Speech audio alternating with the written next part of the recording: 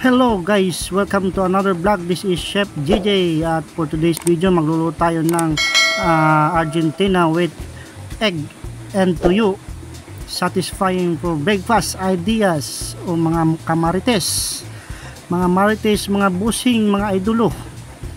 Ito po ay napakasarap na pang breakfast ideas sa mga wala pang idea dyan o hindi alam magluto ng ganito, panoorin nyo lang yung full video na ito mga ka-marites.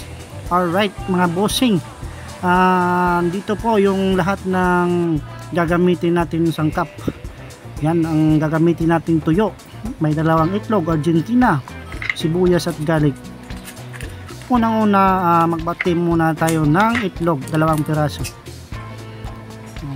Timplahan lang to ng paminta at saka magic syrup. Halo-haluin mo lang guys. At ayan na nga, naghiwa ako ng sibuyas na maliliit.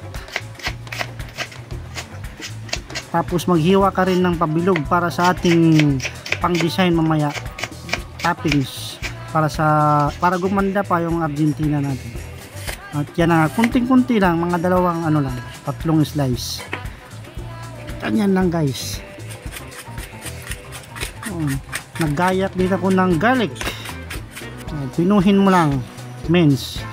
At ayan na nga, maggigisa na tayo. Maglagay ka ng mantika, igisa mo yung garlic, isunod mo yung sibuyas. Gisa-gisa lang mga marites, mga busing idolo. At ilagay mo na yung Argentina. Halo-haluin mo lang hanggang maluto ito. Halo-halo lang, mikos mo. Ganyan lang guys ang pagluto ng Argentina, napakasimple na may itlog. Ayan na nga guys. Season mo ng pepper at magic syrup, at pwede mo na rin ilagay yung itlog.